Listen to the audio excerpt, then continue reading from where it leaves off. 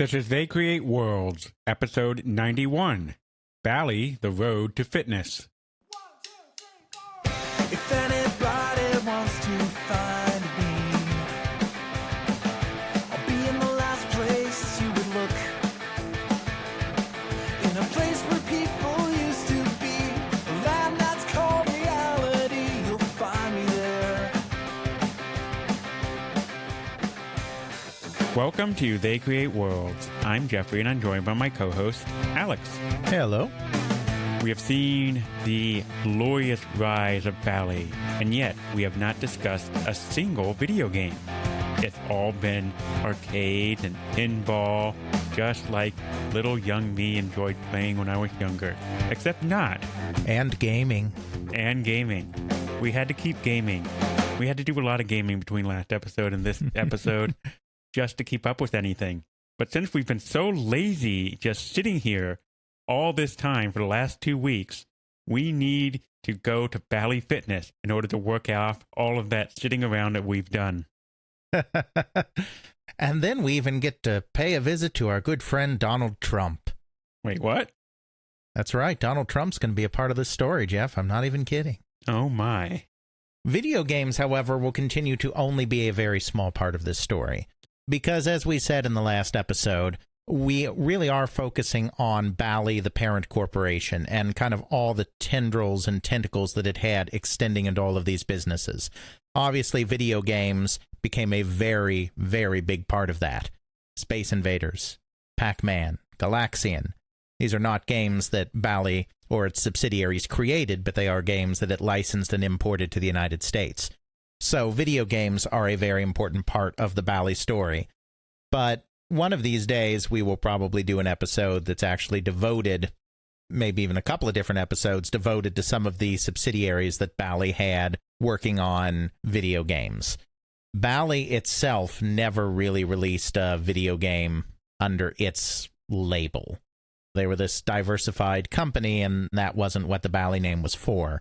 So Bally is pinball, Bally is slots, Bally is all of that kind of stuff, and Bally is only secondarily video games. But in order to understand how the video game elements of Bally occurred, and how the subsidiaries came to do what they were doing, you still do have to understand the overall Bally corporate history as well. So that's what we're doing in this two-parter. So a little less video gaming than some of what we do, but still quite relevant. Well, it's sort of like the History Channel. The old History Channel. It may not be quite exactly what you expected, but you enjoy the ride. And there will be aliens. Or is that the new History Channel? That's the new History Channel. I don't know why. Our story will have aliens. As long as it involves space invading aliens. They will be invading from space. Well, good. As long as they speed up, reverse direction, and move down. So, for those of you just tuning in, I believe we left off our last episode with Bally at the height of its newfound powers. The new Bally that had emerged from the wreckage of the old Bally / line manufacturing. William O'Donnell, as we had discussed, took over the company in the mid-1960s with a motley crew of investors, some of which were very much tied to organized crime, and had introduced the first electromechanical slot machines to completely revolutionize and dominate the slot machine business, and had finally reached this pinnacle in 1969 of going public, becoming the first publicly traded coin-op company ever. So that's pretty good. So what do you do for an encore? Well, for Bill O'Donnell, what you do for an encore is you make the most horizontally and vertically integrated company that you possibly can. Now, this isn't something that really started with O'Donnell necessarily. A lot of the vertical integration was already actually started under his predecessor, Ray Maloney. During the 1950s, possibly some of it in the 1940s, I'm not sure, but in that time frame, Ray Maloney bought a lot of companies. A whole lot of small little companies. I'm going to rattle some of these off here, even though it's really not important. As we said, you had the Line Manufacturing Corporation at this period. and you had Bally Manufacturing as a subsidiary of Lion. Well, Lion had a bunch of other companies that they had purchased that made a lot of the parts for coin-operated games, because we haven't really talked about that.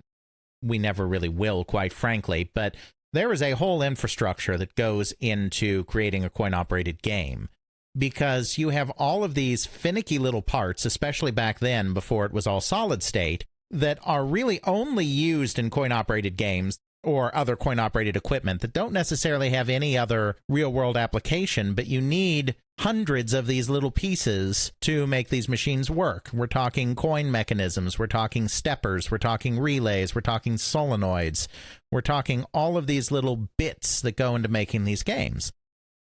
Part of the reason why Chicago was the center of this industry and why no other place could really fully supplant Chicago as the center of the industry, not even Silicon Valley, is because you not only had the big manufacturers like the Ballys and the Gottliebs and the Williams up in Chicago, but you had all of these teeny tiny little manufacturing companies that would make all of these little pieces and then sell them to the big companies. So you had this entire infrastructure in place that was just this entire ecosystem in place, I should say, that was just supporting these big manufacturers. This is, as a tangent, the main reason why Atari found that they could not compete with Gottlieb or with Bally or with Williams in pinball, because Atari did found a pinball subsidiary in the mid-1970s, as we talked about in our Atari episodes, but they could not get parts at the same low prices in Silicon Valley that the Chicago companies could get in Chicago, because that ecosystem just was not there, particularly for pinball. So Maloney started a quest to make Bally its own source for all of these teeny tiny little kind of components that they had to purchase and put into their machines. So he bought a ton of these companies. He bought a company called Grand Woodworking that made cabinets. He bought a company called Como Manufacturing that specifically creates coin mechanisms for these coin-operated machines. He bought a company called the Ravenswood Screw Machine Corporation, which is not naughty at all. It just made screw machines, the kind of machines that you need for some of your tooling of this kind of stuff. He bought a company called Comar Electric Company that created coils and relays both being very important pieces of equipment in electromechanical pinball machines especially. He bought a company called Marlin Electric Company that created electrical connectors. So he had this entire network of companies they bought, and these are all Chicago companies, or the Chicago suburbs nearby, either Chicago or Chicago suburbs. So he built this entire ecosystem for his own products. He, of course, also expanded the company broadly. The company was not just in pinball, but was also in slot machines, as we talked about. The only major areas that they never really got into were jukeboxes, because the companies in jukeboxes were very well established and there really wasn't room for another jukebox company, and vending machines. And they even got into vending very briefly. They actually created a company called Bally Vending Corporation. This is, again, under Maloney. We're backtracking a little bit. That created hot drink vendors, like coffee vendors, where it pops out your paper cup and pours the coffee in your paper cup and is like, here's a cup of coffee. That was actually doing pretty well for them, but his sons had to sell that business when they were trying to save the company after Maloney's death, because they needed money, and it was a profitable division, so they sold it off to Seaberg. So outside of those two areas, they were really involved in just about everything. Maloney had built kind of a component manufacturing base for the company. O'Donnell, when he took over the company, and then when he had money because they took it public, he started broadening again the offerings of the company. So in 1969, the same year they went public, they made two very important purchases.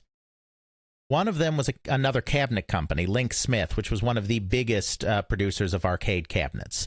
So again, that just gave them some more of that capability in the manufacturing and the component manufacturing space. The other company, which was the super duper important company that they bought in 1969, was the Midway Manufacturing Company. And that's why we get the name Bally Midway eventually, I imagine. Exactly. We eventually do.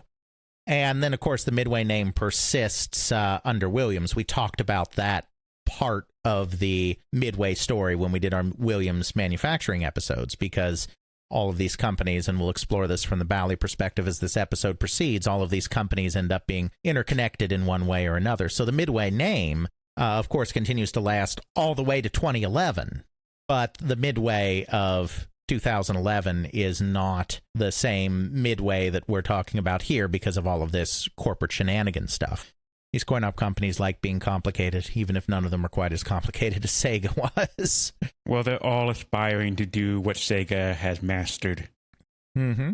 So Midway was a relatively small operation. It was established in 1958 by an electrical engineer named Hank Ross and a mechanical engineer named Iggy Wolverton. They had both worked for other companies, most recently United Manufacturing. While that company was falling apart, they decided that they had the necessary skills that they could go into business themselves and make some interesting games. So they founded Midway in 1958 and ran it for 10 years then, just over 10 years, 11 years, before selling it out to Bally. The reason this was a good fit for Bally is Bally was really, as far as coin-operated amusements went, primarily in pinball. They were also involved a little bit in ball bowlers and shuffle alleys, and they were involved in kiddie rides. But they didn't get heavily involved in what we would call arcade or novelty pieces. Things like target shooting games and driving games and all of that kind of special stuff. That isn't to say they never released anything in those fields, because they did release a shooting game or two, but that was not their area of expertise. They were really focused on the pinball primarily, and then ball bowlers and kiddie rides a little bit behind that. Midway was never a pinball company. Some people just do get a little confused on that. I think they kind of assume that any company that was in existence in that time period in the 50s or 60s when pinball was still a significant force in the arcade must have been making pinball, but Midway Manufacturing never got into pinball. They were a small company, and they wanted to find a niche that would work for them, and so they really concentrated on target shooting games, pitch and bat baseball games, and then a little later on they added a very popular shuffle alley line as well. But they never got involved in pinball, so they were in the arcade piece area. So this was just a perfect fit because Bally really wasn't there at all, and O'Donnell wanted to keep expanding the company and expanding what the company was doing, and so they complemented each other very, very well. So in 1969, Bally purchases the Midway Manufacturing Corporation and allows them to continue running pretty much independently. Iggy Wolverton is the president, Hank Ross is the treasurer secretary, and Iggy Wolverton remains the president of Midway after the purchase. Midway is basically allowed to continue making all of its own decisions about the kind of products that it wants to do. Bally isn't there saying, make this, make that. I talked to Dave Morofsky, who was head of operations for Midway and then became the president of the company after Iggy Wolverton retired. He's since passed on, unfortunately, Dave, but I talked to him. It was actually the very first interview I ever conducted. I think I mentioned that in one of the other episodes, but he described the relationship with O'Donnell as being very much like a family. And if there was something that the family needed to discuss, is just an analogy he used. If there was a family matter that needed to be discussed, then, you'd all get together at your kitchen table and have a family meeting and kind of work out between everybody, what needs to be done. I mean, he did not find it to be a domineering relationship. He found it to be a relationship of equals. O'Donnell was fairly, humble's not the right word, but a fairly low-key, Midwestern kind of guy, down to earth, as a lot of these Chicago guys were. Yeah, down to earth. I mean, he drove a Rolls, so I mean, he wasn't completely down to earth, but he was also the type that wasn't afraid to literally roll up his sleeves and get his hands dirty. He wasn't, even though there were a few luxuries that he did enjoy, he was very much in tune with people on the front lines. Morofsky found that O'Donnell was very easy to relate to, and that Midway was given a lot of freedom to continue just doing what they did best without interference.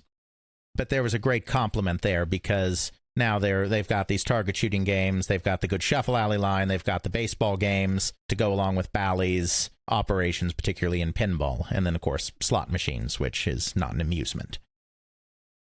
1972, they do another significant expansion.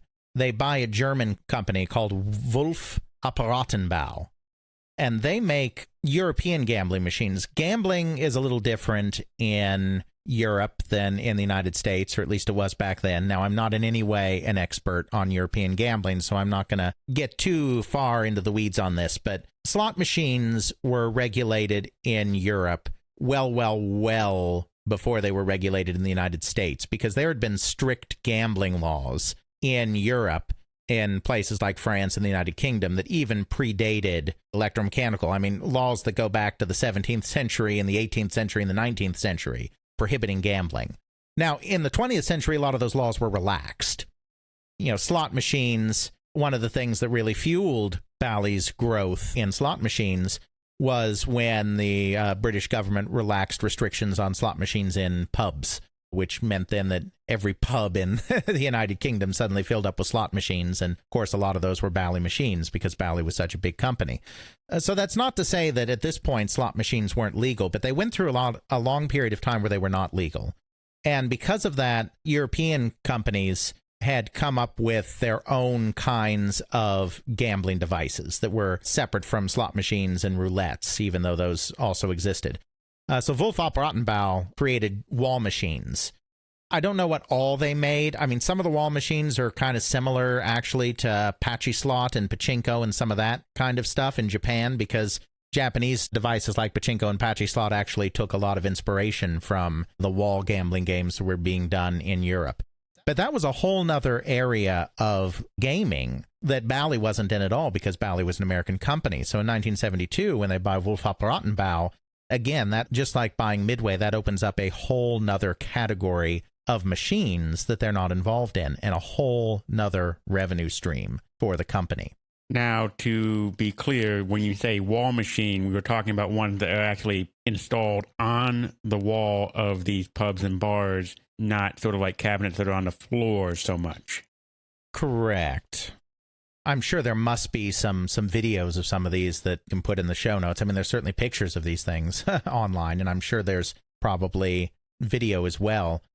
If you were to look at some of these machines, you would see various features that looked incredibly similar to the pachinko and Pachi slot games that are being done in Japan, because some of them have the same kind of lever mechanism and have a small number of pins. They're not set up in the same way as a pachinko board, but have a small number of pins or have circular lanes very similar to a pachinko machine. Really, and I think we talked about this in our Japanese arcade episode, the pachinko machine was basically a combination of elements of bagatelle, or American pinball, and then elements of wall machines, wall gambling machines that were prevalent at the time in Europe. Because, as we discussed, they tilted the pinball machine vertically, and once you had it vertically, you had something that, even if it wasn't mounted on the wall, was much more similar to something mounted on a wall. So certain of the mechanisms and techniques that were being used in European wall games just made sense to integrate once you had a vertical machine. Then the other types of common type of machine, there was a type of machine called a rudiment machine. This was the inspiration, quite literally, I mean specifically the inspiration for the Japanese Pachi slot machine. A rudiment is basically the exact same thing as a regular three-reel slot machine, except that you have the opportunity to stop the wheel spinning when it gets to the number you want. We talked about this in one of our Japanese episodes about how there are so many mini games in certain Japanese products, Super Mario Bros. 2 being a good example, where you have these slot machine bonus rounds where you have these spinning reels, or, it's not reels, but in Super Mario Bros. 3, even when you have the match the 3 rows to create a Starman or a Fire Flower or whatever. We can throw some of that in the show notes, I suppose, now that we've mentioned it. Why not make more work for Jeff? Yeah. Where you have this, these fast spinning things, but then you have the ability to press a button to stop it when you choose. And that was one of the ways to get around some of the game of chance laws in Europe, and also ultimately in Japan as well, where they also had stricter laws on this kind of thing. where it feels like you have some level of control over it because you get to press a button to stop the spinning of the reel. So those are some of the types of wall machines. I think there are other types as well. Like I said, I'm not an expert on European wall gambling devices, and it's way too far outside my area of interest for my video game history research for me to educate myself. But that gives you a kind of rough idea of what some of these machines are like, and I'm sure we can find something to put in the show notes that highlights a little bit of this. So what you have going on, though, is you have Bally, that's already a big company in a lot of these areas of coin-operated machine manufacturing, becoming even bigger by purchasing these other companies like Midway and Wolfop Rottenbau. The next thing that he decides to do, now that they're vertically integrated, so they're horizontally integrated on manufacturing because they've acquired all of these parts makers and stuff over the years. Now they're horizontally integrated when it comes to all sorts of amusements and gambling devices. O'Donnell's next step after this is to complete the vertical integration of the company. O'Donnell's goal is really to be the leading company on every step of the coin-op chain. So with these early purchases, he's got manufacturing locked down. But recall, we have the three-tier system, of course, in coin-op. You have the manufacturers that sell to the distributors that sell to the operators. And then you have the kind of the fourth tier of the location owner, which may or may not be separate from the operator. It varies. So now that he's got the manufacturing thing completely down, he starts a new push to vertically integrate the rest of the company into distribution and operation. So that's kind of the story of Bally through most of the 1970s. At the very end of 1972, the company buys a company called Empire Distributing. Empire is the premier coin-operated amusement distributor in the country. They're based in Chicago. They don't distribute everywhere because, distribution is very much a regional thing.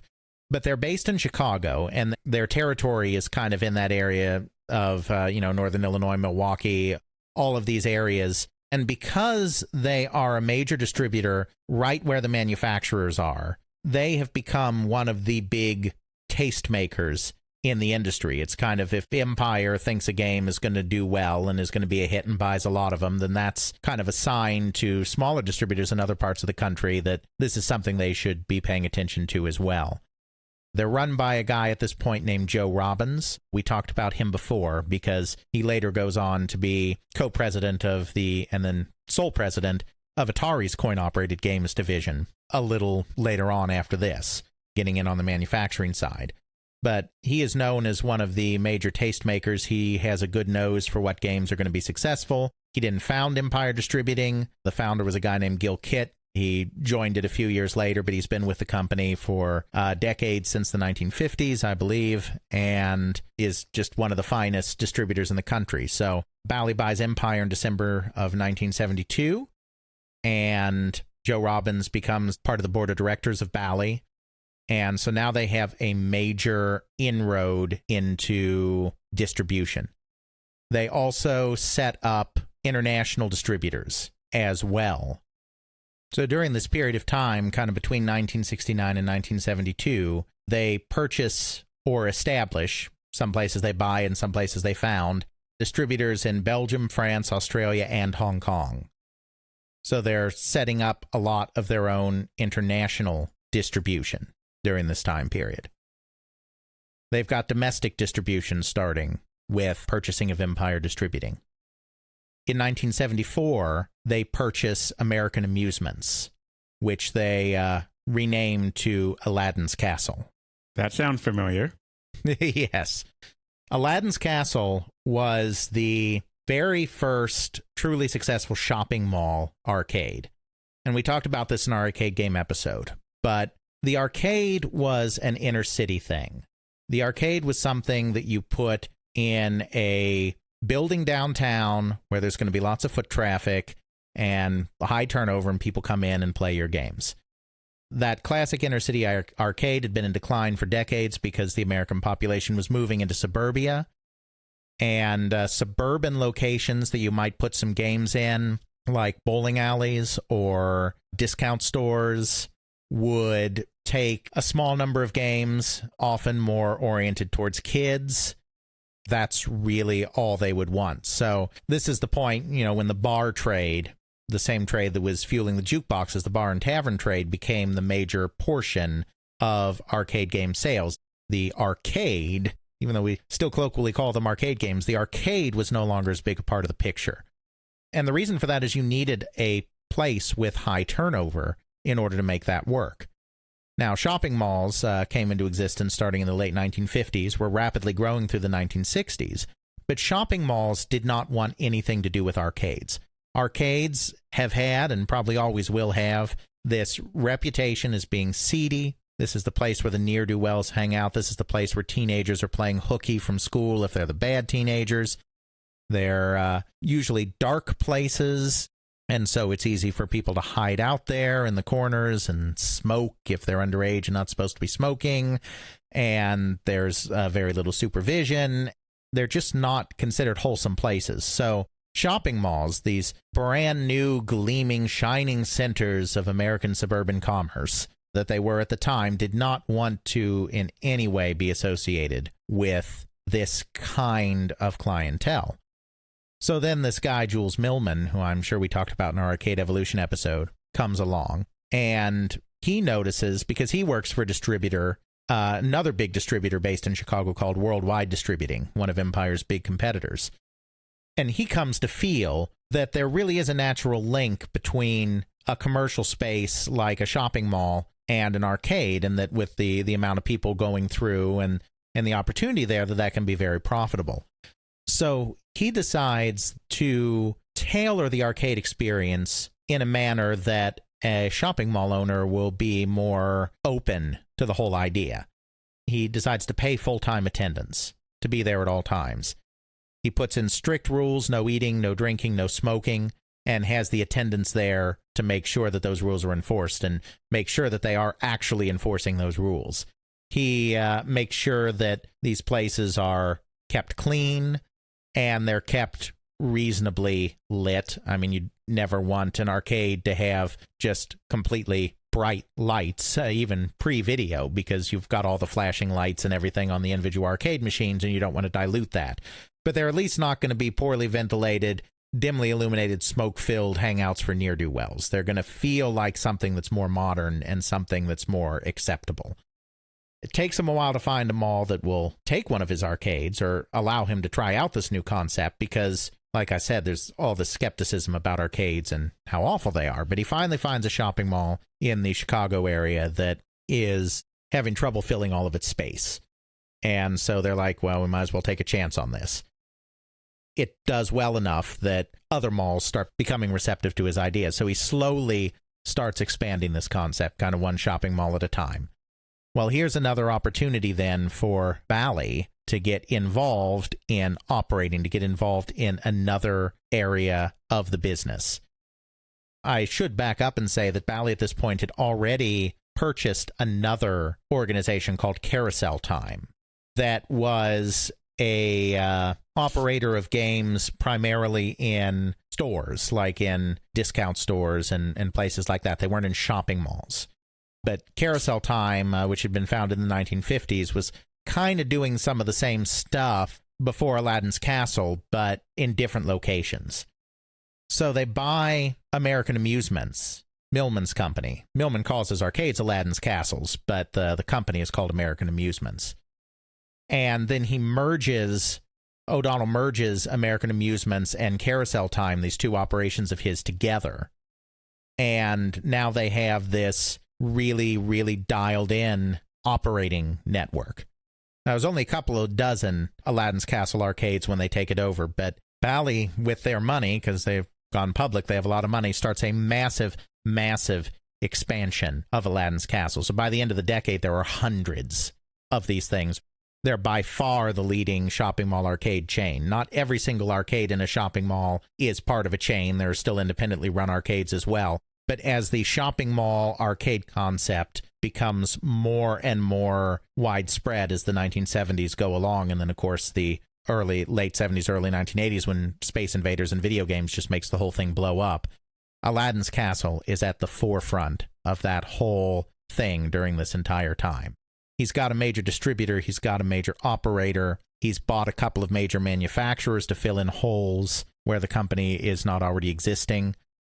He has just about everything he could ever want. But there's one thing that Bill O'Donnell wanted more than anything else in the world, than any of these other pretty little things he's been buying throughout the 1970s. And what is that? A casino. Really? Well, remember, Bally is in slots. Now, slots is actually not the most profitable part of Bally. Through most of this period, the coin-operated amusements are still the portion of the business that are the most profitable. Slots are very profitable. Bally slots, as we talked about in the last episode, are in something like 94% of all Nevada casinos. And in this period of time in the United States, the only casinos are Nevada casinos. So if you're in 94% of Nevada casinos, that means you're in 94% of the legal outlets for gambling machines.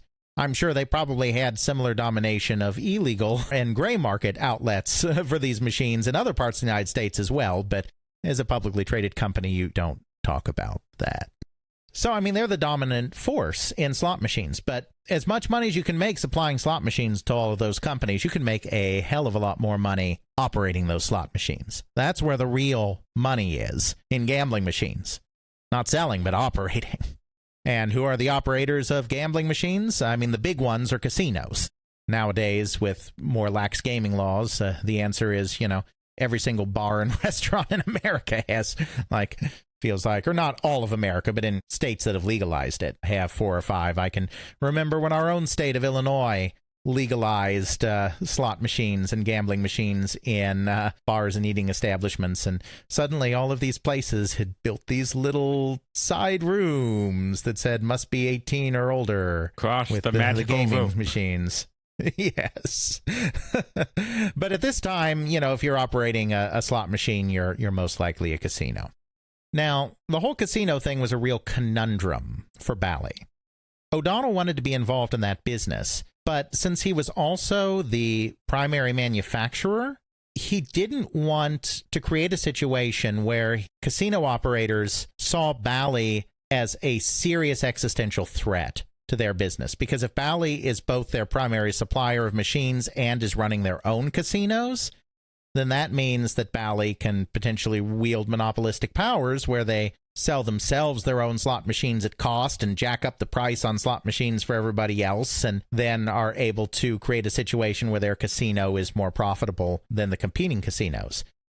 He's afraid that if he makes Bally that big of a threat, either the Vegas casinos will start looking for other companies to buy their machines from instead of Bally, or he could get involved in some messy kind of antitrust kind of litigation or something like that. Or considering that this is Nevada and the era of the mob controlling it, they might come up to him quietly and make him an offer he can't refuse. That's true. By the late 1970s, the mob is getting close to out of it. But yeah, there's still some elements, that's for sure. And certainly in the 1960s, there were still some big elements. He wanted to own a casino, but he didn't feel it prudent to try to open a casino or buy a casino in Las Vegas or Reno because of his relationship with the other owners there. But then in 1976, the voters in the great state of New Jersey decide very narrowly on a referendum to legalize gambling in Atlantic City. Atlantic City had been one of the premier resort holiday destinations in the Roaring 20s in the United States. All of those street names in Monopoly, Baltic and Mediterranean and Park Place and Boardwalk, those are all Atlantic City locations.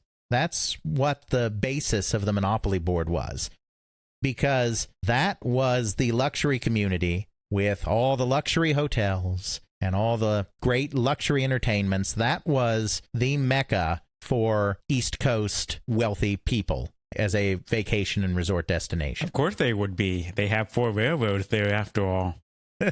Right. But after the war, that really ended.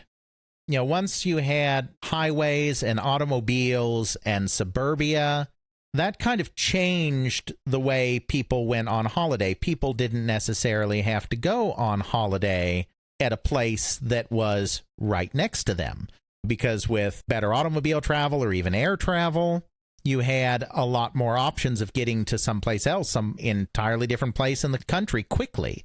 You didn't have to do your vacationing so close to home anymore. And that really disrupted the patterns for a lot of locations along the East Coast, because Atlantic City might have been a more pleasant place to be in the heart of August than Manhattan.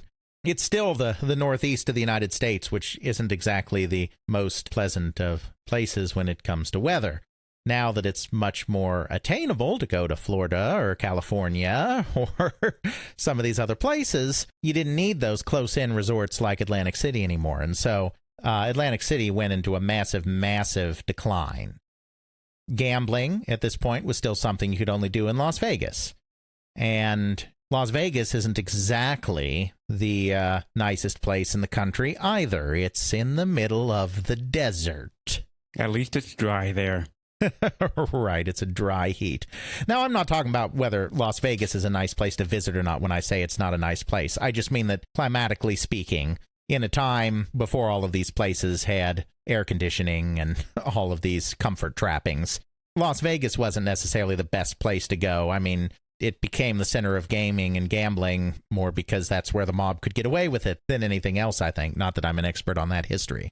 So they kind of figured that if they brought gambling back to Atlantic City, because, of course, gambling had been a big part of the hotels and the boardwalk there in the Roaring '20s or whatever, when it wasn't maybe legal, but at least there was a lot of Prohibition-era shenanigans going on. They figured if they could bring gambling back to Atlantic City, which also had the additional benefits of the boardwalk and the ocean and some of these other amenities that Las Vegas couldn't necessarily provide, that they could capture some of that Las Vegas traffic, particularly for people on the East Coast that don't want to travel that far, and revitalize the city. So Atlantic City became the first place outside of Nevada to legalize gambling. There'd been times when other parts of the United States had also had it legal. We talked about Idaho and certain parts of Maryland, but in this time period, kind of all of that had gone by the wayside, and Atlantic City became the only place outside of Nevada where gambling was legal. So now O'Donnell had his in, because this was virgin territory. Obviously, some of the casino owners down in Vegas are probably going to also look into maybe having a casino up in Atlantic City as well, but this is a completely different territory where he would be coming in at the same time as everybody else. He wouldn't be an interloper. When gambling is legalized in Atlantic City, O'Donnell decides that now is his moment. This is his time to fulfill his dream.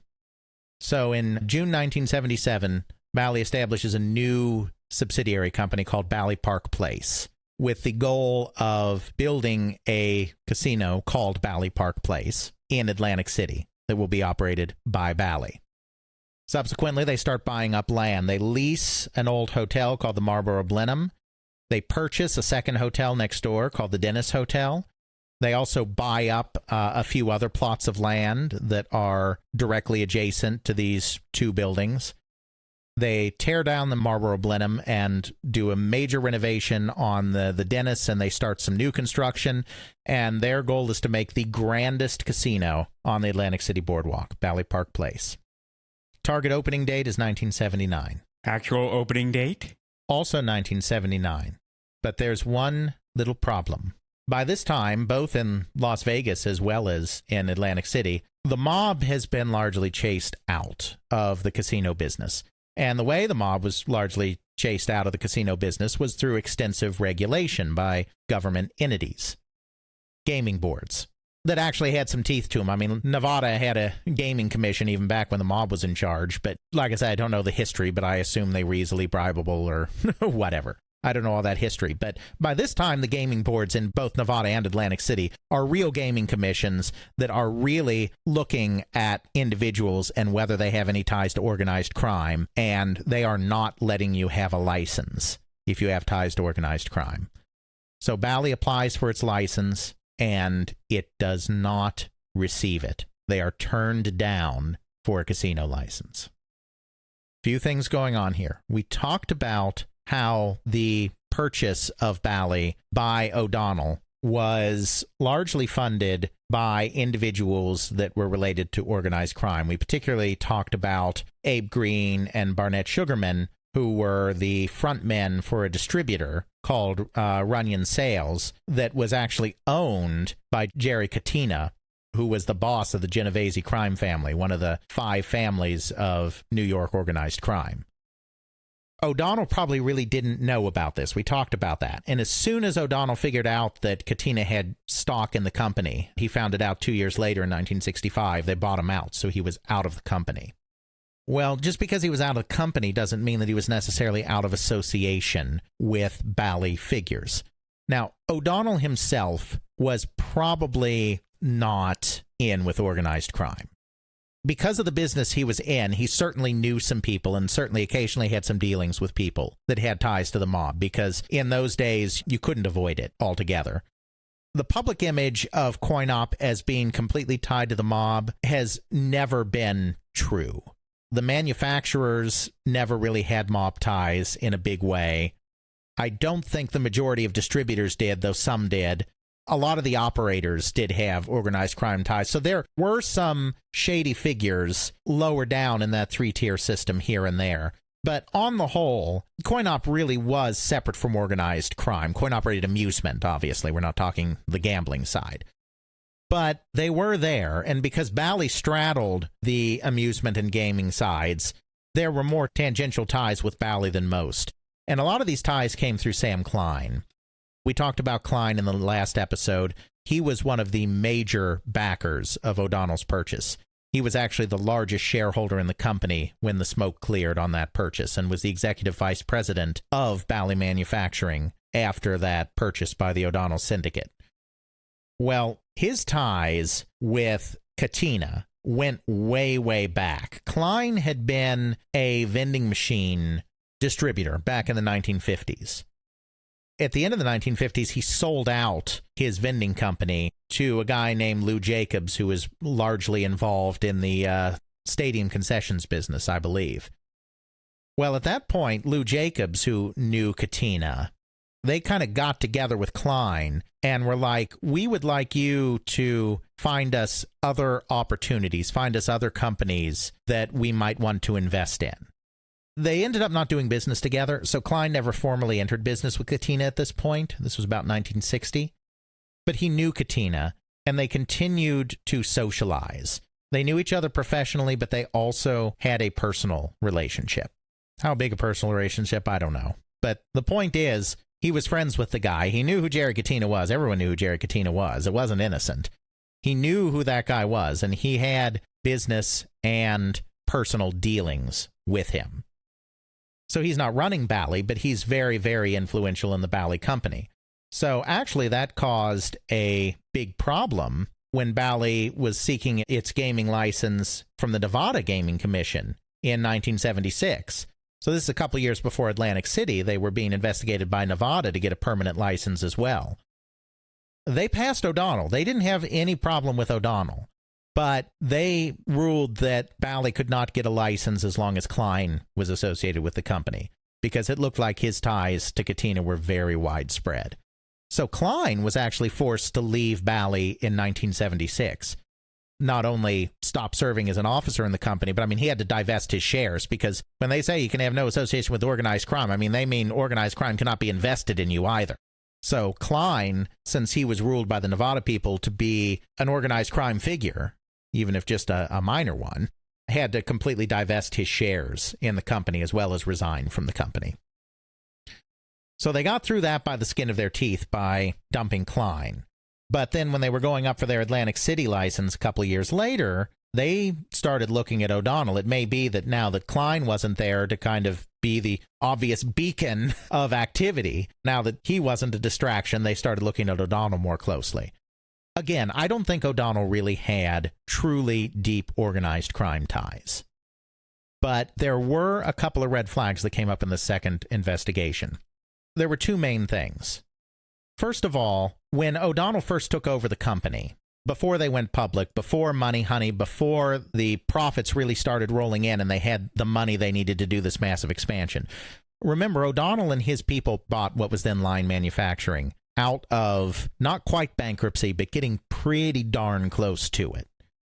So there was not a lot of money in the company to fuel the growth and expansion in the early days after that purchase.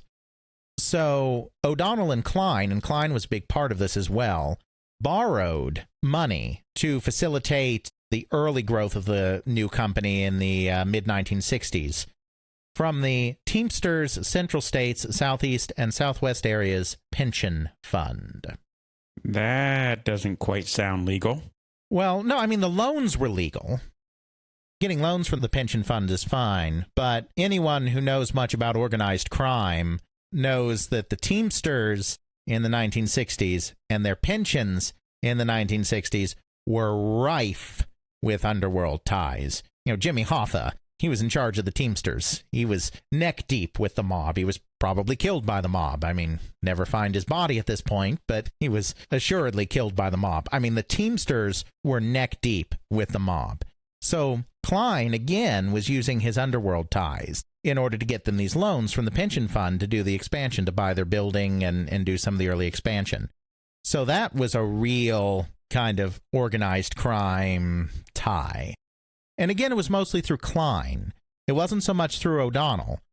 But that was still something that, you know, it's like you got loans from the pension fund, and because you got loans from the pension funds have some stake in Bally, and that's organized crime related. That's, you know, a couple of degrees of separation, but that's basically organized crime, guys. So that was kind of bad. They also focused on a Bally distributor by the name of Dino Cellini. Cellini was a hotel and casino operator in the Caribbean, largely. And he became a distributor of Bally slot machines in both the Bahamas and then later on in Europe. You know, obviously, his company as a distributor is independent of Bally, but he also bought stock in Bally. He also took a stake in Bally when he became a distributor. By the time of this investigation in 1979, he had just passed away. He had passed away in 1978. He had ceased distributing for Bally in 1973. He remained a shareholder after that, but by this time he was dead. So he wasn't actively involved with the company anymore, but he was a big figure in organized crime because he was an associate of Meyer Lansky.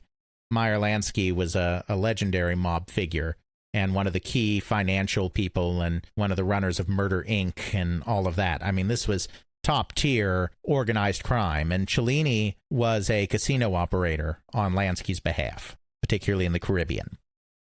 Now, O'Donnell was able to, I think, basically dodge the Katina thing by saying, I really didn't know, and as soon as I knew that Katina had a stake in my company, we bought him out. He had plausible deniability there, and it possibly even real deniability. He may have really not known. Well, he knew Cellini was a stockholder in the company. Now, was Cellini inner circle? Was he having regular dealings with Cellini? Was Cellini influencing the company? No, he wasn't. I mean, it's not that O'Donnell had a real major tie to this underworld figure, but he owned stock in the company, which was a major no-no. And O'Donnell knew he owned stock in the company, and O'Donnell let it happen. So the Cellini tie was considered far more damning to O'Donnell personally than the Katina ties had been. Another thing that happened during this investigation is a letter surfaced that O'Donnell purportedly wrote in 1968 to members of the Kentucky legislature that appeared to be offering bribes to members of the legislature in return for Kentucky legalizing bingo pinball machines, that kind of gambling type of machine that we talked about. So with these two things together, the Cellini connection and the bribery letter, plus these other things that even though they were mostly Klein, still happened under O'Donnell's watch, like Katina having a share in the company or the Teamsters pension loaning them money, that was enough for Atlantic City to say no, for New Jersey to say no, no, no. Bally cannot operate a casino in Atlantic City as long as O'Donnell is associated with the company. So here's this guy. And I feel sorry for him because I don't think he was an underworld figure. Here's a guy that came from nothing, who had to start manual labor as a teenager because his father died, who ended up at Bally as a salesman, and who ended up saving this company that he cared about so deeply and building it and making it so successful and finally realizing his dream of being a casino owner. And it's all taken away from him in a moment because of these ties that were probably tangential. I mean, if he was hip deep with the mob, I mean, no sympathy from me there, but I really don't think he was. O'Donnell thought this was bogus, and he was pretty sure that he could fight these charges and win. So Bally was able to come to a deal with the Gaming Commission that they would get a temporary license, a 1-year license, to operate their casino in return for O'Donnell stepping down as chairman and CEO of Bally. So at this point, they didn't make him divest his stock. Because what the hope was is that he would use that year to appeal the decision, to win his case in court or wherever it is he needed to win his case, and then he would triumphantly return as chairman and CEO of the company, and they would be granted a permanent license then in 1980. Unfortunately for him, it did not happen that way. He does his appeal, but on appeal, it's ruled that no, that was a proper decision. The ties here are too great. You need to completely distance yourself from this company. So at that point, then, he was forced to sell his shares and do all of that stuff. And at that point, Bally was granted a permanent license to operate Park Place in Atlantic City. So that was the end of the O'Donnell era at the company. Before we close the book on the O'Donnell era, we should go back and talk about the coin-operated amusement side of the company during this time period. Coin-op amusements were still, like I said, generally speaking, a better profit center for the company than the slot machines were. But Bally did not have nearly the same kind of dominance in other areas of amusements that they had in slot machines. Now, video was going pretty well. Bally, one thing you can say about them is they were very keen on being at the forefront of whatever was going on technologically in the industry. And the people at Midway Manufacturing were very keen on being at the forefront of what was going on technologically in the industry. So Bally had pioneered the electromechanical slot machines. Midway had done some very interesting things in shooting games that nobody else had done. And when the big audiovisual games like Chicago Coin Speedway and Sega's Periscope started appearing in the late 1960s, Midway wasn't the first company to get in on that stuff, but Midway got in on that stuff very, very quickly. And they were doing elaborate driving games and elaborate shooting games. When wall games, we're not talking gambling games now, but when amusement wall games became a thing, Midway was very quick to get into that business as well. So when video came along, we've talked about this a little bit, particularly in our Pong Clones episode. When video came along, both Bally and Midway were very keen to be involved in this new area. We may remember that Atari was basically funded by Bally when it was established. Bushnell and Dabney had made this computer space game with their Syzygy company and with Nutting. The Bally people saw this, at trade shows and were like, these guys seem to have something new and interesting going on. Then when Bushnell decided to leave Nutting, he went to Bally and said, I'm leaving Nutting. Can we do some business together? And Bally was like, yeah, let's do some business together. As soon as you're away from Nutting, we need an affidavit from you saying you're no longer employed by them because they're a competitor. But as soon as you're gone from Nutting, come to us. We'll do something. We'll have fun. It'll be great. And that's what they do. They get their affidavit saying we're no longer with Nutting. And then they sign that 6-month development deal with Bally. And this is with Bally. This is with Bally Corporate, not with Midway or some other subsidiary at this point. So for 6 months, their video game efforts are funded by Bally. Now, Bally ends up rejecting the Pong game. We talked about this, of course, with Atari and with all this stuff, so we don't have to tell that story again. They end up rejecting the Pong game, and Midway ends up rejecting it separately as well. Because, as I said, Midway really did operate independently. So when Bally rejected Pong, they actually, Nolan Bushnell was in town. They actually all drove over to the Midway factory because Midway maintained its own separate facilities and everything. and then gave Bushnell the opportunity to pitch Pong to the Midway people as well, and the Midway people turned it down separately from Bally. That just kind of goes to show that dual management structure that was in place there. But as soon as they realized that was a mistake, as soon as they realized Pong was a big thing and everyone was loving it, Midway, now again, this was the subsidiary, not Bally Corporate, Midway took a license on Pong and entered the video game business. So they were in very early on video games, but after that initial deal with Bushnell, they really let the Midway people run that. Bally Corporate didn't get hugely involved with that. Bally remained the pinball company. Midway did the video. But Midway had a lot of success in video. You know, they partnered with Dave Nutting Associates, which did some of the first microprocessor-based video games. They had a big hit with Gunfight. They had a big hit with the submarine game Seawolf. The video stuff was going very well for Midway. The pinball stuff was not going so well for Bally. Bally had been one of the leaders in pinball in the 1930s. Ballyhoo, the product that made them, the product they were named for, got them really well going in pinball. But we talked about how, of course, that they kept veering towards the gambling side of things. So they had really, really pushed the bingo pinballs in the 1950s, which they had success with until they started being outlawed.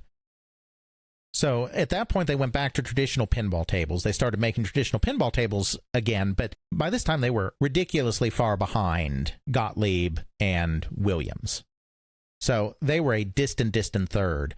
They tried bringing in Williams president Sam Stern, because Sam Stern had turned around Williams pinball in the 60s. We talked about that in our Williams episode. They actually hired Sam Stern. They lured him away from Williams very briefly to come and try to run pinball for Bally, and he stayed there for a little bit, but then he ended up going back to Williams. You know, in the early 1970s, they were distant third in the pinball field. But they had an advantage that Gottlieb and Williams didn't have, especially not Gottlieb, which was a very traditional company. They had that technological focus and that technological push in their other kinds of games. And they had this relationship with Dave Nutting Associates. It was Midway's relationship. Well, no, that's not true. They had a relationship with Midway, but they also had a relationship directly with Bally. Just as Bally had found Nolan Bushnell and his Atari stuff to seem very interesting, they found Dave Nutting and the stuff that he was doing very interesting as well. Dave Nutting, we've talked about before, especially in the context of Nutting Associates, which was not his company. That's his brother. We talked about the whole complexity between the brothers Bill and Dave Nutting in the previous episode. But he had ended up going into competition with his brother on the film strip quiz games that were so briefly popular in the late 1960s.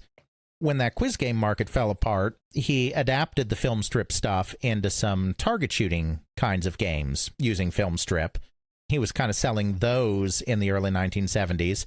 He then branched out into some other unusual types of novelty coin-op games. He had a game, I think it was called Airball, where you used a column of air. There was a ball on top of a column of air, and you kind of had to manipulate that column of air to get it through a series of hoops and stuff like that. They created another game called The Safe, which was a safe cracking game where you actually had an actual safe door was the main part of the cabinet, and you're listening to the clicking tumblers on this thing and trying to crack the safe within a time limit. So they were doing some interesting stuff, and they were moving more and more towards experimenting with solid-state components during this period of time. And so when Dave Nutting was forced out of his company, Milwaukee Coin International, and founded his own small engineering firm with Jeff Fredrickson called Dave Nutting Associates in 1974, Bally was very interested in working with him. As I said, Dave was really pushing the solid-state thing. And Jeff Fredrickson, his main technical guy, was really pushing the solid-state thing. So they created a new version of IQ Computer, of this film strip quiz game from back in the day that had been popular, that was solid-state instead of electromechanical. Got rid of the moving parts. And demonstrated that to Bally in mid-1974. At that time, Bally didn't bite. Bally didn't think that a quiz game was very interesting, because that fad had long since passed.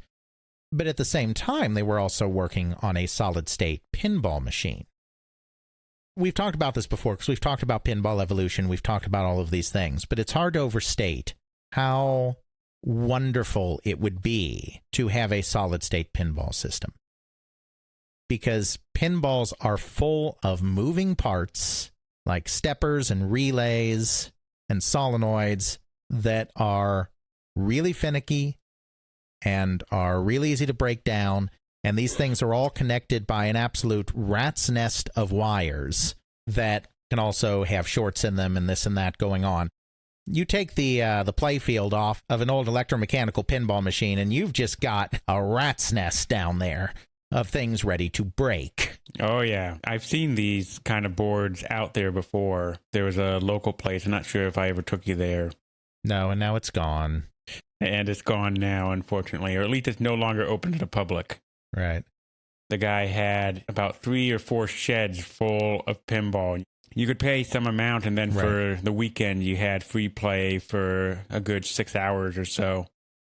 And it was a lot of fun. But in one of the sheds, he actually had, along with some of the games themselves, some of these older machines where he was still working on it. His love of pinball was so much he was working on these machines, trying to fix them. And you got these boards flipped upside down, and they are insane, the amount of wires, lights, little mechanical bits there.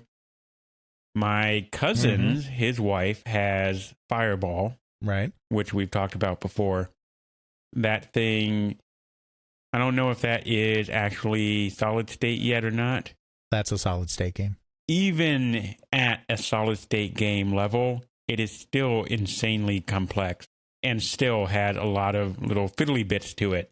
There's a stuck bumper on his board that he's been working on fixing and cleaning up. It's just crazy because you have moving parts. We think that with solid state boards these days, it is hard enough to maintain them. I could only imagine the horror and nightmare of it's all electromechanical. Right.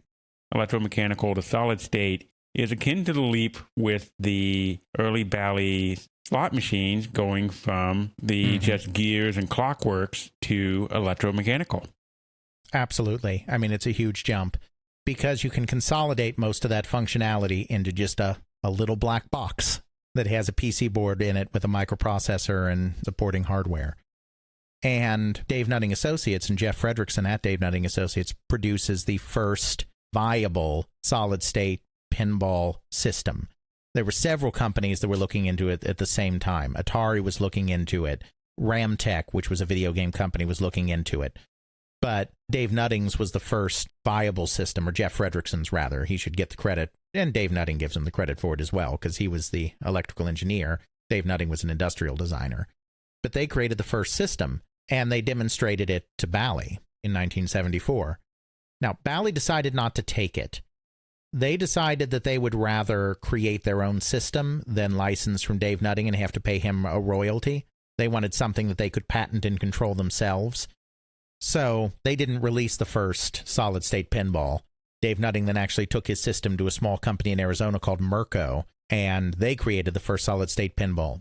But it got Bally on the track towards creating a solid-state pinball system before any of the other major manufacturers, before Gottlieb, before Williams, and Chicago Coin was in the process of completely dying at this time, but also before Chicago Coin. So that set them on the path, even though they didn't create one right then and there. In the meantime, after that demonstration, a second major thing happened within Bally Pinball that would finally help rocket them to number one in the industry again after being a distant third for so long. And this was the result of the activities of a gentleman named Tom Neiman. Going to spend a little time talking about Mr. Neiman here. Tom Neiman graduated from the University of Michigan in 1972 with a degree in radio, television, and film. So that was really where his love was in the media industry. It had nothing to do with coin-op. But country was in the middle of a recession then. It wasn't a good time, and he was having no luck finding a job. But it just so happens that Neiman is friends with a gentleman named Bill O'Donnell Jr. Bill O'Donnell's son? Yes, who also works for Bally. I'm not sure exactly what Bill O'Donnell was doing in 1972 at the company, but he was in the company.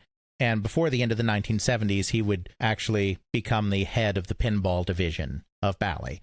So he's high up in the company, and just because his father had to disassociate himself from the company, O'Donnell Jr. did not. He persists with the company even after his father leaves. Bill helps his friend Tom out and gets him a job with Carousel Time, the operator that we mentioned before. They tried him as a service tech first, but he really wasn't. He wasn't an electrical engineer or a technician type. So that didn't work. So they made him a delivery truck driver. It's not a glamorous job, but he was desperate for a job, so, O'Donnell's helping out a friend. While he was on delivery, Neiman would actually start paying attention to which locations were running their routes well, or were running their locations well, and which locations were running their operations poorly. He started analyzing the routes and seeing who the real all-stars were. And so they quickly realized that he had skills far beyond just driving a truck, that he could actually be useful to the company in another way. He started doing this full time. He became essentially a route analyzer for Carousel Time, figuring out where the best places to put their best machines were based on who was running the best operations. So that led then to a job with Bally Corporate as a salesman, and he was put in charge of moving excess pinball inventory. So, they had their frontline salesmen that would talk to distributors about moving their new machines. Hey, I've got this new machine. It's going to be really great. Take 50 of them. You won't be sorry, that kind of stuff. Then when they had excess inventory, after the machine had run its course, then they would push this along to the next string down of the salespeople, whose job it was to basically try to convince some poor schmuck in some out-of-the-way place that, hey, this machine's really cheap now, and it's been a proven great earner, and you should take a couple for your location. It wasn't the most glamorous side of Bally pinball sales, but he was in the sales department. Because he had this background in television and film, kind of media culture, and because he kept an eye on youth culture, because this was kind of his interest as well, and because he was out there on the front lines analyzing these routes, this kind of all came together in his head, and he realized that there are lots of teenagers playing pinball. Teenagers are the primary drivers of the record business, and they are also major drivers of a particular segment of the movie business. If teenagers are watching movies, listening to music, and playing pinball, why aren't we synergizing here? Why aren't we doing something with this information? In particular, there was an album by The Who released in 1969 called Tommy. It was a rock opera. Told a story of a deaf, dumb, blind kid that had gone through a traumatic experience, and all about quest for spiritual enlightenment, and it's very trippy. It was the middle of the psychedelic period of rock and roll and all of that. But there was a song on that album when Pete Townsend, the guitarist and songwriter of The Who, was writing this album, Tommy. It dealt with a lot of heavy stuff. There were a lot of heavy themes in there. And while it was still in progress, he actually took it to a music critic that he knew named Nick Cohn and, asked him what he thought of this thing. Nick was like, well, yeah, this is kind of good, but it's awfully heavy. Maybe you should put kind of a lighter selection in there just to balance it out a little bit. And so Pete Townsend's like, okay, I guess I can do that. And so he goes away and thinks about it, and this critic that he was working with was actually an avid pinball player. He suggested, maybe you should be good at some kind of game. Maybe you could have something about a game or something. And because Cohn liked pinball a lot, Townsend was like, okay, well, let's have a pinball song in there. Let's have something about pinball. So he creates the song Pinball Wizard. Not only is this an explicit connection between rock and roll music and pinball, but Bally is actually mentioned by name in the lyrics of the song. There's one spot where he goes, the third verse where he says, I thought I was the Bally table king, but I just handed my pinball crown to him. So Bally is even mentioned by name in the song. And the song becomes a big hit in 1969 when it's released. You see, you have to remember all of these companies, and Bally's no exception. O'Donnell is a little newer face to the company, but Bally in the 60s, a lot of the executives there are still the same people that joined the company in the 30s. Herb Jones was the main kind of marketing guy at the company during this period of time. He joined in like 1933. and was still there in the 1970s. That's a long run. Yes, it is. And there were several other guys that had joined in the 1930s and continued to be there in the 50s and in the 60s and occasionally even into the 1970s. These guys didn't know who The Who was. Who? Yes, that's what I'm saying. The Who. Who? I don't know. Yes. Cue the Abbott and Costello routine. So the company that handled The Who's music actually sent a letter asking permission to use the Bally name in the song just to kind of cover themselves. I mean, I don't think they really needed to legally, but it's better to just be polite about it. And Herb Jones got the letter, and Herb Jones had never heard of The Who, and Herb Jones didn't bother doing anything with it. But now it's 1974, and Tommy is about to be made into a major motion picture by Columbia, starring a lot of famous individuals, including Anne Margaret, Tina Turner, and Elton John, who at this point is kind of near the start of his fame. And I have the perfect clip for it. It's The Who and Elton John, Pinball Wizard, Tommy, 1975. There you go. So this Tommy movie is going to be coming in 1975, and Neiman hears about this, and it's like, this is too good. We have to do something here. We have to tie in with this movie. And the people at Bally were just kind of like, whatever, okay, I guess you can go and whatever. They just didn't get it. I mean, licensing was not done in pinball. They did not understand. Well, the people at Columbia got it, because Columbia is a motion picture company, and they do licensing all the time. I mean, this is pre-Star Wars, so merchandising wasn't what it eventually became, but the concept of merchandising was not foreign to the movie studios. So when Neiman connected with Barry Laurie at Columbia, the guy in charge of kind of all of that, they were very enthusiastic. They got permission, they got a license to create a table based on Pinball Wizard with a play field that was kind of psychedelic and reminiscent of the look and feel of the movie, and with promotion provided by the stars like Anne Margaret, appearing on posters with the pinball machine and all of that, and giveaways and major media markets, all of this kind of crazy stuff to drum up attention. Well, Pinball Wizard was incredibly popular with a certain segment of the population. I mean, not a mainstream hit, but a lot of teenagers liked that. So when this table became available, they called it Wizard. It was the pinball table. I mean, it's hard to kind of explain, but it's just teenagers and, a certain segment of the population were just so enamored with The Who and The Who's music and the movie and everything that when they learned this table was coming, it was kind of a must-play item. So distributors and operators realized it was a must-have item, and it basically sold itself. I mean, Bally didn't have to do anything to get distributors and operators to take it. And it sold 10,000 units. There had not been a pinball table that had sold 10,000 or more units since before World War II. That was a huge number for a pinball table. This was not a solid-state machine yet. It was still an electromechanical machine. But with that Wizard name on it, it sold 10,000 units. So then, of course, you've had a big hit. Now there's pressure on Neiman to do it again. So he decided that the breakout and most resonant character from the movie was Elton John's character.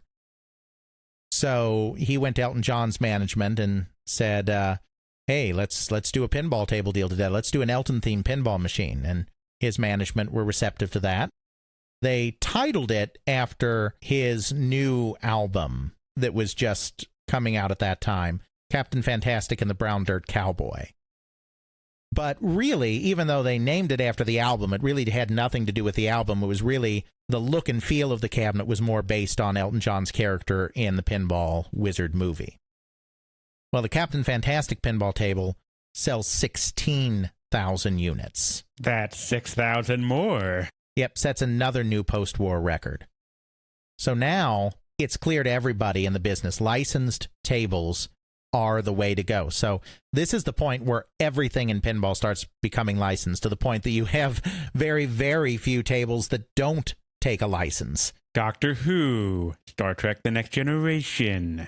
Yep, I mean, when we were growing up, there were some tables like Funhouse or High Speed that did not have licenses attached, but a lot of the biggest machines like Addams Family and Star Trek The Next Generation, RoboCop, et cetera, these were licensed tables. And just to point it out, we have Stern Pinball, which is the only surviving company making pinball right now. I'm going to look them up right now and see what they have out there and how many of that is probably licensed. Right.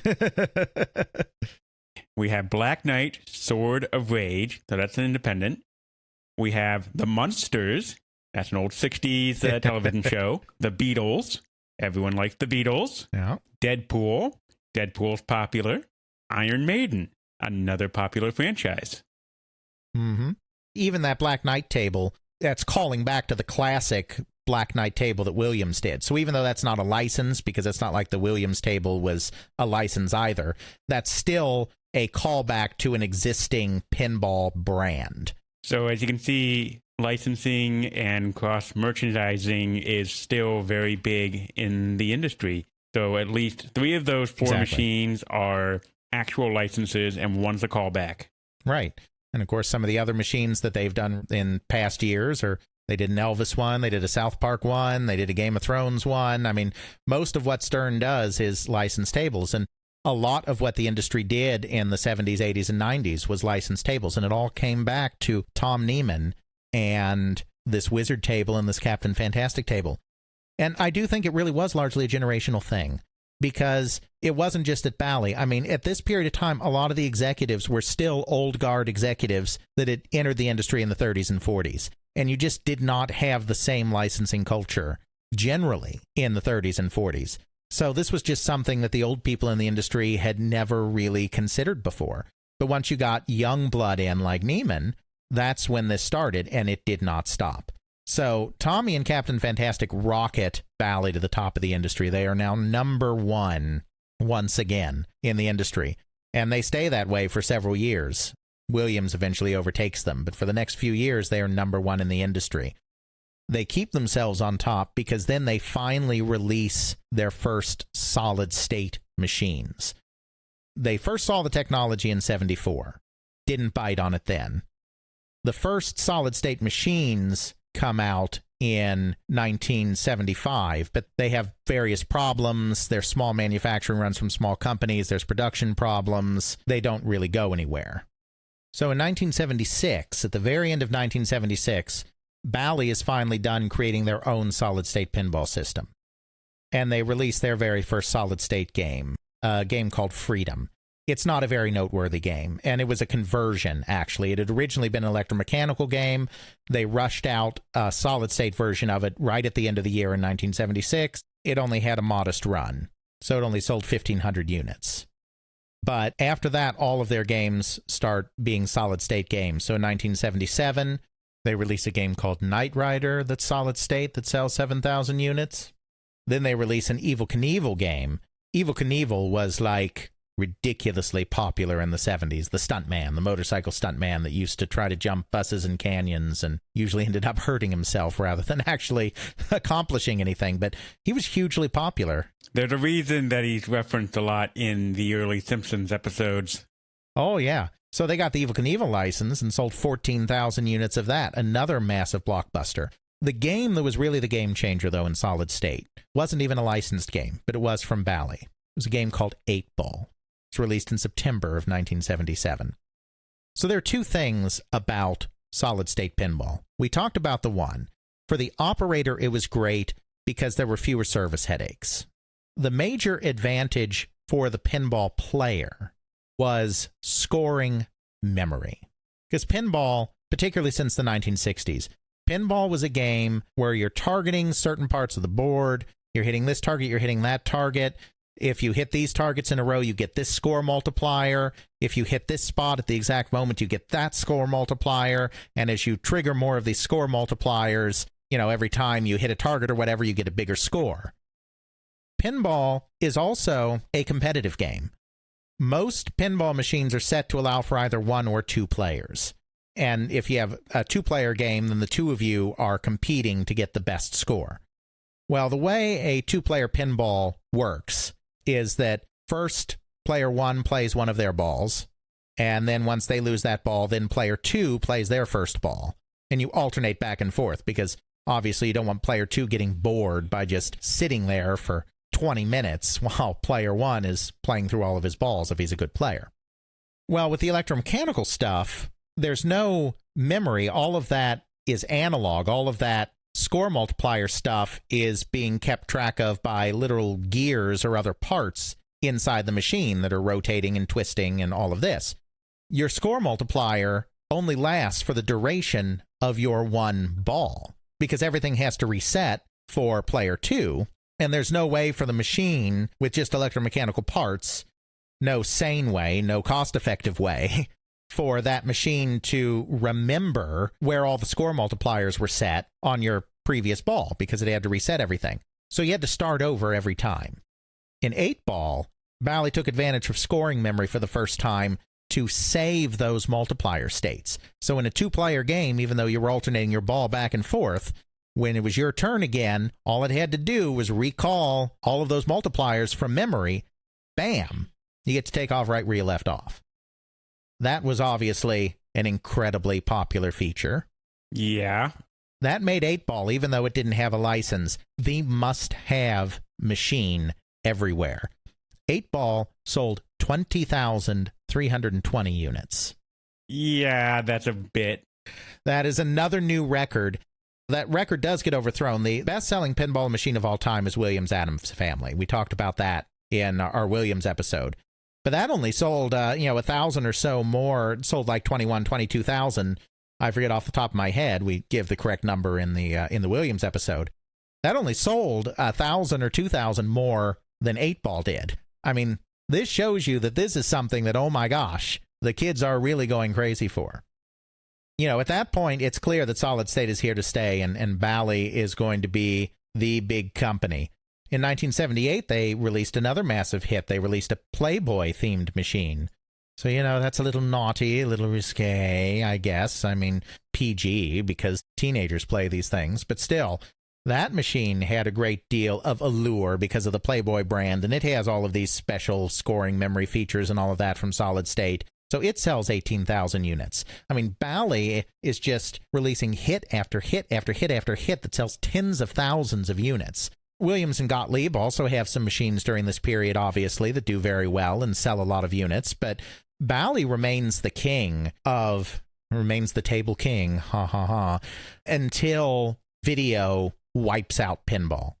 1980, 1981, 1982, pinball is DOA. Comes back, obviously. And once it comes back, Williams takes the crown back from Bally. Bally keeps releasing pinball machines during this whole period, but Williams is the one that starts doing the new hotness and has the new technological stuff. And we talk all about that in our Williams episode, the things like Gorgar and Black Knight and High Speed and Funhouse. So you can reference that episode to see where pinball goes next. Bally is huge in pinball during this period when pinball explodes. I mean, 1979, the middle of 1979, is when the post-war industry record is set for most overall pinball machines sold. Over 200,000 pinball machines are sold in the year period from like the middle of 78 to the middle of 79. That remains the post-war record for pinball sales. And during this period, Bally was number one. And then, of course, Bally was number one in video. I mean, when pinball falls off a cliff, it really doesn't matter for Bally because Bally is the one that's driving pinball off the cliff through its Midway subsidiary. Midway brings Space Invaders over to the United States. Midway brings Galaxian over to the United States. Midway brings Pac-Man over to the United States. So this humongous video boom that hits in the late 1970s, early 1980s, Bally is on top of that game too. In video, Midway and Atari in the 70s and early 80s kind of always duke it out a bit. Some years Atari is on top, some years Midway's on top, depending on who happened to have the biggest hit that year. But Atari and Midway are far and away the most successful companies in video during this period. Nobody else ever comes close to them in the United States. Not talking about foreign markets, just U.S. So life's pretty good for them during this time period. How could they fall? Well, a lot of stuff happens at this point. So we talked about Bill O'Donnell having to leave the company. So when Bill O'Donnell steps down in 1979, his replacement is an individual named Robert Mullane. Robert Mullane is purely a businessman. O'Donnell's a coin man. And there's something of a difference. The coin-op people, it's hard to explain, but coin-op people tend to remain in this kind of small, insular, family-oriented business. That doesn't mean some of the companies don't get huge. Obviously, Bally got huge. I don't mean that Bill O'Donnell was a small-time businessman. He grew the company into a multi-million dollar corporation. But his focus was always on the coin-op industry. He was doing the vertical integration with buying distribution and buying operators. He was doing the horizontal integration by buying companies like Midway and Wolf Apparattenbau that did kinds of machines that Bally Corporate did not. His focus was always on the coin side of things. Bob Mullane came out of the securities industry. He was an analyst for many years before he joined Bally. So he worked in securities in Chicago from 1956 until 1971 when he joined Bally. At Bally, he ended up running that global distribution operation. I talked about how in the 70s they were starting to buy companies in Europe and Asia and Australia in order to distribute their products. He was running Bally Continental in Europe, their major Belgian-based European distributor, until 1978. And then in 78, he came back to Bally Corporate and was running the entire global distribution operation of Bally. So he was a businessman, he was a bottom-line-oriented kind of guy, and he wasn't so wedded to coin-op. And he's the one that really started diversifying the company outside of coin-op. But it's kind of unclear to me what the focus was meant to be. I guess the idea was that he saw Bally as a leisure company. Pinball's leisure, gambling is leisure. So I guess part of the drive for the expansion that he undertook was other leisure activities. That's kind of tenuous. At the end of the day, I don't think there really was necessarily a great plan behind this diversification scheme, but he was correct at least that the company should diversify because, as we know, coin-op ends up being in a lot of trouble, so it's probably just as well as they were diversifying. But they do a few different things. First of all, they do increase their domestic distribution. They had bought Empire Distributing.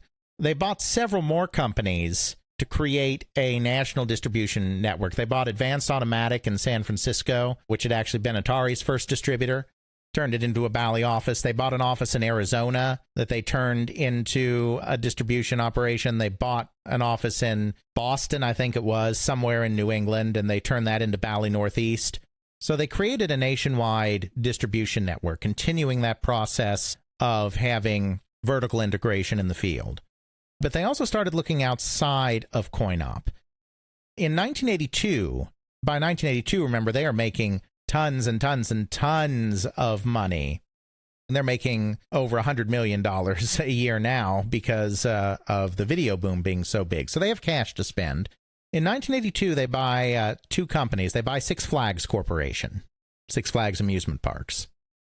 And they buy Scientific Games, which was the inventor and leading supplier of computerized lottery machines. So the lottery machines kind of make sense within the fact that they're already in slot machines and they're already in gambling. I guess Six Flags kind of makes sense because they're in arcades, they're in video games. Amusement parks sometimes have arcades. Amusement parks are catering to the same type of clientele that are going to arcades. I guess you can kind of see where that all fits together with those purchases. But then in 1983, they buy Health and Tennis Corporation, which is an operator of fitness centers. This is the company that gets renamed Bally Total Fitness. It's harder to see how that fits in with Six Flags and Bally Park Place Casino and pinball, and it's starting to get a little far afield. I think he's trying to define a larger place for the company as a health and leisure company, because health and leisure are sometimes kind of tied together. Well, a lot of people walk for entertainment. They bike for entertainment and Sure. relaxation. So I can sort of see that to some degree. Yeah. It's a little bit more tenuous, but I guess the idea is they're becoming a health and leisure company. Then in 1984, By this time, the video game market is well in decline. After the crash happens, Bob Mullane is not wedded to coin-op, really at all. O'Donnell would have probably stayed more in tune with coin-op, even if he did decide that there was a need to expand. Bob Mullane is a bottom-line guy. He really doesn't care, I don't think, whether Bally is in coin-op or in arcades or not. I mean, he cares about the casino business because the casino business is very lucrative. Bally Park Place is very lucrative. He doesn't really care about coin-op. And so once that industry collapses, he really starts pulling resources out of that. In 1983, the pinball operations are merged into the Midway Arcade video game operation. And that's when you get Bally Midway. That's when you get that new entity of Bally Midway. So everything is being run by the Midway people now, pinball included. And the video games are being released under the Bally Midway label now. It's kind of smushed together. Bill O'Donnell, who was in charge of the pinball division, he ultimately ends up being in charge of the operations division. He runs the Aladdin's Castles, and they also try to do their own take on Chuck E. Cheese called Tomfoolery as well. They're expanding into that area of arcade games. Bill O'Donnell Jr. ends up having to leave the company because he has a bit of a drug problem. He's got clean after that, but he had a really bad drug problem and ends up leaving the company. So they bring in a guy from the Montgomery Ward department store chain named Maurice Furchin to run the operations stuff. In 1985, Dave Moravsky, who has taken over the Midway division, he took over Midway from Iggy Wolverton in 1980 when Iggy Wolverton retired. Dave Moravsky can tell that the company is really not interested in coin-operated amusements anymore. The market has gone on a downturn. Bob Mullane doesn't really care about coin-op, so he's not willing to ride it out, really. He's kind of keeping it going, but he's not putting many resources into it. So at that point, in 1985, Dave Moravsky leaves Midway to found his own company called Grand Products that does contract manufacturing for other arcade companies, other video game companies. And Furchin, this department store retail guy, takes over as the head of the Bally Midway operation. He's an outsider, too. I mean, I'm not saying he's a bad guy or anything, but he's not from the coin-op field. In 1984, Bally purchases another company called Life Cycle Incorporated that makes fitness equipment and computerized weight training machines, taking them even further afield. I mean, since they have the fitness centers, those kind of have synergy. That makes sense, but they're getting further and further afield from the coin-op industry. They're getting into all of these other areas. The lottery stuff starts getting really big because more and more states this is the period of time when more and more states are starting to have lotteries and legalizing the idea of state-run lotteries. Since these electronic machines are basically tamper-proof, a lot of states start using scientific games as lottery machines, and so that kind of becomes a new profit center, which makes the video game stuff even less important. The video games limp along, and the pinball limps along through the late 1980s. Very few video game projects are approved in this time period. The only real hit they have during this time period in video is Rampage. The creators of that game had to actually bypass their boss and their boss's boss to go directly to Maurice Furchin to get the game authorized, because it was almost impossible to get a new video game approved for production in this period, because the word from on high is really, let's not do this stuff so much anymore. But Maurice Furchin, to his credit, he greenlights it, and Rampage ends up being a big hit. It's not the only game that Midway does in this time period, but they're really becoming less and less of a factor. And then in 1988, they sell the entire amusement kit and caboodle, pinball and video, to Williams. And then that becomes part of the Williams story that we've already done. So just to give a really kind of quick and dirty overview of what happens to the rest of the company. Bob Mullane doubles down on the casino business, and this ends up being a massive mistake. Because Bally Park Place was so successful, they decided to buy more casinos. So in 1985, they purchased MGM Grand Hotels, which owns 2 Nevada casinos.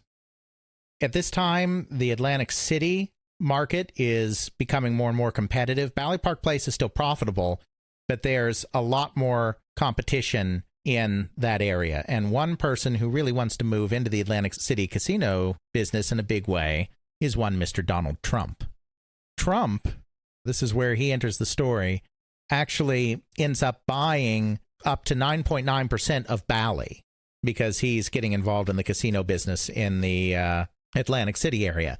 And he uses a tactic that he uses several times in the late 80s and early 90s, and it's a tactic that eventually starts providing him diminishing returns, which is one, though not the only reason, that his business empire starts having so much trouble in the early 90s.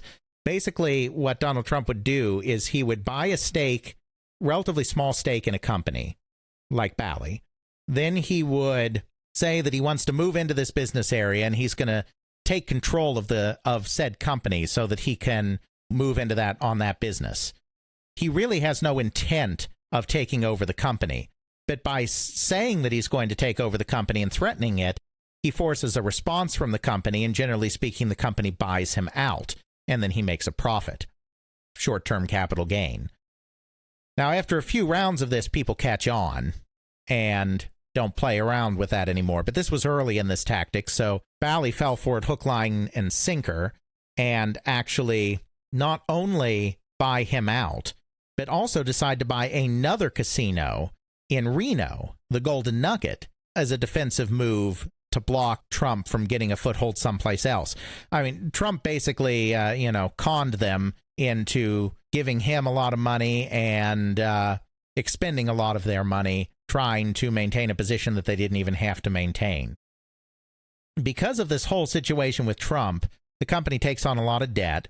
It has 4 casinos now. Only Bally Park Place is profitable. The other 3 are not profitable. They are sinkholes. The company is racking up debt. It sells Six Flags in 1987.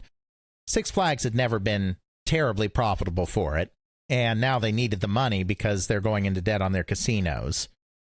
So they sell Six Flags. That's probably a big part of the reason why they sell the amusement stuff as well, quite frankly.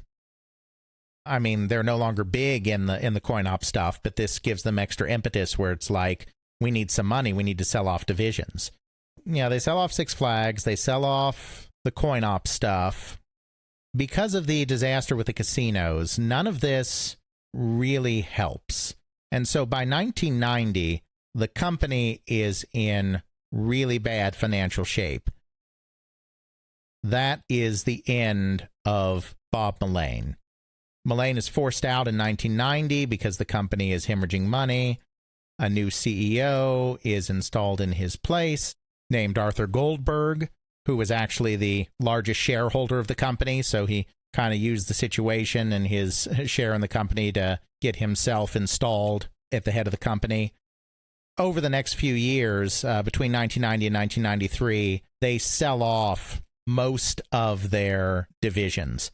So they actually sell off the slot machine division, which continues to operate as Bally Gaming International for a couple of decades. Bally Gaming International continues to operate until 2014, when it finally goes away because it is bought out by, of all companies, the Scientific Games Corporation, which we may remember was itself formerly a Bally subsidiary, but at this time had also been eliminated. So the slot machine business that had been O'Donnell's bread and butter is eliminated, or not eliminated, but is sold off in the early 1990s. Scientific Games is sold off in the early 1990s and then eventually buys Bally Gaming, as I said. Life Fitness is sold off. They held on to Aladdin's Castle even after they sold Bally Midway, but Aladdin's Castle is sold to Namco in 1993, so they get out of the arcade business. They shed all of these subsidiaries that they had bought over the years, as well as all of these parts of the company that had been a part of the Bally experience all the way back to the original company in the 1930s. They just get rid of all of it. Finally, in 1996, Bally Corporation is acquired by Hilton Hotels, because At this point, the casino business is the big part of what's left, so Hilton's interested in their hotel casinos. So in 1996, Bally ceases to exist. It becomes a part of Hilton Hotels. At around that same time, Bally Total Fitness is spun out of the company. So Bally at this point is gone. Bally Total Fitness remains, and then there's still also the Bally Gaming Company that later renames itself Bally Technologies. So there are two companies left after 1996 that have that Bally name. Bally Technologies goes away in 2014. Bally Total Fitness lasts the longest of any company that carries the Bally name, even though it's, as we said at this point, no longer actually Bally. In 2016, Bally Total Fitness finally goes bankrupt, and the last Bally-named entity is no more. So the company dies in 96, but a couple of pieces of it continue to use the Bally name until the 2014 and 2016, respectively. So there you have it. I know some of that, especially at the end, was kind of a whirlwind tour, but it didn't seem like it made sense to do a three-parter on something that was not deep dive specifically focused on video games. So we kind of crammed in some of that later corporate history right at the end there for you, but that's kind of the history of the parent company of Bally. Which kind of makes sense, especially as we get closer and closer to modern or current time. It's harder to have all of that knowledge and perspective that we have for foresight of interviews, corporate documents, so on and so forth. Sure. So, since Bally had a wondrous rise and fall and sort of a whimper of fitness at the end, what do we delve into in our next episode? Well, thought we might delve a little bit into an interesting sidestep that the computer game industry almost took in the mid-1980s. This is a topic that has actually been covered pretty well by the Digital Antiquarian, the fantastic history blog run by Jimmy Mayer, good colleague of mine. We collaborate a bit. But in the period after the video game crash, when kind of the action games were going out and the text adventure games were, or not text adventure, and adventure games and RPGs and whatnot were really coming in, there was a period of time when book publishers thought that they might be able to get into the industry and create a new kind of interactive book experience, kind of like how Hollywood thought they could do interactive movies in the 1990s.